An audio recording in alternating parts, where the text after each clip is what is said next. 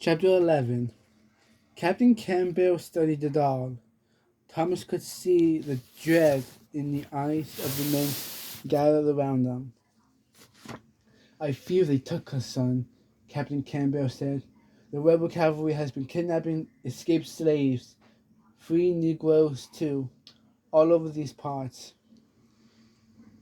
They're rounding them up and taking them south to be sold." Thomas's mind spun. He swayed, and Henry grabbed his elbow to steady him. "We must do something, sir," said Henry. Other men murmured in agreement. "I'm sorry," the captain said, "but there was a battle just ahead. Our orders are to double-step it to get to Gettysburg tonight." "It won't take us long to find her," said Henry. A chorus rose up. "I'm in. Let's go. Attention!" Captain Campbell shouted. The men fell silent. "There was a battle just ahead. We have our orders." "Sir," Henry said, glancing up at Thomas, "what does this mean? What does this war mean if we turn our backs and let those men carry that little girl away? What are we fighting for anyway?" The men seemed to hold their breath, waiting for Captain Campbell to speak. The captain shook his head, and that was it for Thomas. He took off into the woods, ignoring the voices of the men calling after him. He smashed through bushes, following the trampled path that the horses had made through the brush. His mind kept flashing back to Clem, to the moment when those men put the chain around his neck. That could not happen to Bertie. Thomas heard voices coming from deeper into the woods. He slowed his steps, and as he came over a small hill, he could see them. At least 10 men. They were standing around as their horses drank from a rushing stream. His eyes fell on a sack of flour tied to the saddle of one of the horses. But then the package lifted its head. "Bertie!" She was looking around. She moved her legs and arms. Thomas could see no blood on her. He almost called out but caught himself. He squinted. They had tied a rope around her neck. Anger boiled up inside him. He wanted to charge at the men, but he stopped himself. He stood very still, and then his fury turned to hopelessness. The men would shoot him before he got anywhere near Bertie. And even if by some miracle he managed to sneak down and free her, how far could they get? There was only one choice. Thomas stood and walked towards the men. "Thomas!" Bertie shouted, smiling through her tears as though Thomas could really save her. Somehow he managed to smile back. Thomas put his hands up. "You can take me too," he said, struggling to keep his voice from breaking. To be strong for Bertie, he felt the man's hands on him, and he had a strange wilting feeling as if he was a plant suddenly withering away in the sun. It was how he felt when he was with Mr. Knox, weak and helpless. A tall rebel soldier strode up to him. Wigginson grabbed Thomas by the throat. The straggly beard, the cool glint in his eye. It was him, the same man who had beaten Henry, who put the pistol to his head, ready to pull the trigger. He sneered at Thomas. "Well, look here," he said, grabbing Thomas roughly by the arm. Squeezing so hard Thomas thought his bone would snap. A burly man hustled up behind the tall soldier. He had a chest like a barrel and muscles that bulged through his tattered gray jacket. "This is the one I told you about," sneered the tall man. He put his face close to Thomas's.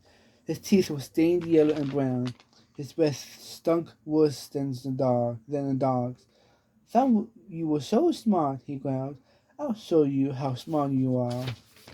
He reached around and took his pistol from his belt, but the burly man grabbed the tall man's arm and yanked him back hard. Easy soldier, he drawled. He smiled at Thomas, nodding politely. He didn't seem cruel. Maybe he let them go. No, he took a rope from his saddlebag and tied Thomas, wrapping his wrist tightly and looping the rope around his neck. Don't hurt this one, he said, patting Thomas on the back as if he was a prize horse. A strong buck like this, he'll fetch us at least $1,000 at the slave auction. Chapter 12. At least the men, at least the men had not hurt Bertie. She lost one of her little front teeth when she fell from the wagon. Her mouth was still bleeding a bit, but otherwise she was all right. And incredibly, she did not seem scared. Don't worry, Thomas, Bertie whispered. Our men are coming for us. Thomas didn't have the heart to tell her the truth, that they were on their own. All right, the bullyman shouted. Let's move out of here.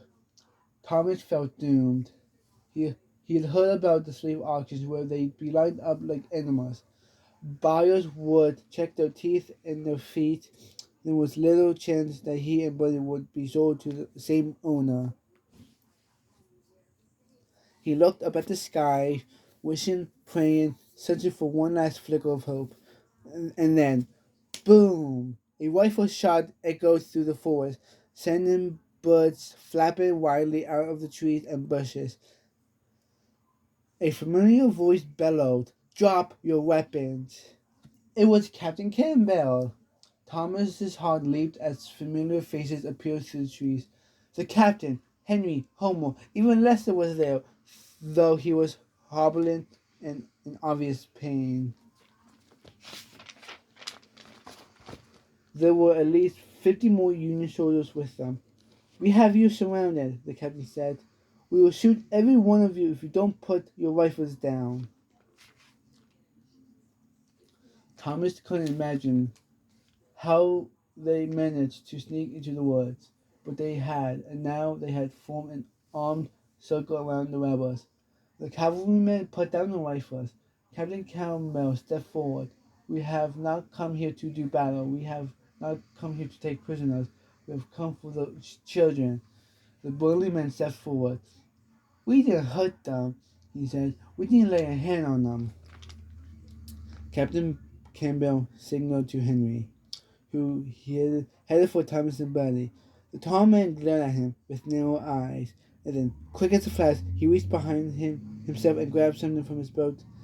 His pistol! He aimed it at Henry. Boom! The tall man jerked back, dropped his weapon, and fell to the ground, clutching his leg. Anyone else? The captain shouted, lowering his smoking rifle. The rebels stood silent, their hands in the air. Henry grabbed a pistol from the dirt. He rushed over to the tall man, his eyes flashing with wild fear. He aimed the gun at the man's head. He stood for a moment, his hand steady, the pistol glistening in the sun. Henry looked like a different person, his eyes filled with fury and even hate. But then he lowered his arm. Lowered his arm. No, he said. He turned and hurled the pistol into the churning waters of the nearby stream, which swept it away. Some of the men gasped. Thomas knew how prized those Confederate rifles were, and that some Union soldiers tried to capture them on the battlefield to bring home as trophies. But not Henry. He strode over and cut Thomas and Buddy's rope with his knife. Thomas picked up Buddy and held her tight. Her whole body trembled, and she buried her face in his neck. Henry wrapped a strong arm around Thomas's shoulder, and they walked slowly together toward the road. Thomas braced himself for more shots, but they made it to the road. And minutes later, the rest of the soldiers appeared. They captured all the men's horses and their rifles. Those Rebs won't be bothering us again, Captain Campbell said. The rest of the regiment was ahead, and now they have to move quickly to catch up.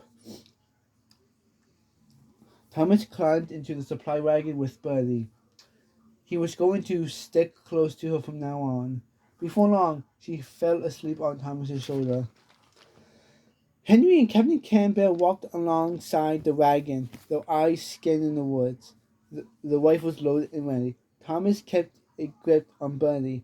It was some time before he stopped shaking, before he could peel his eyes away from the hills. A few minutes later, he even managed to sleep. But soon, there was thundering in the distance, and great clouds of black and white smoke billowing, billowing in the sky. At first, Thomas thought it was a rainstorm coming towards them, but no. Cannons! Henry said. It was the Battle of Gettysburg, and they were heading right for it.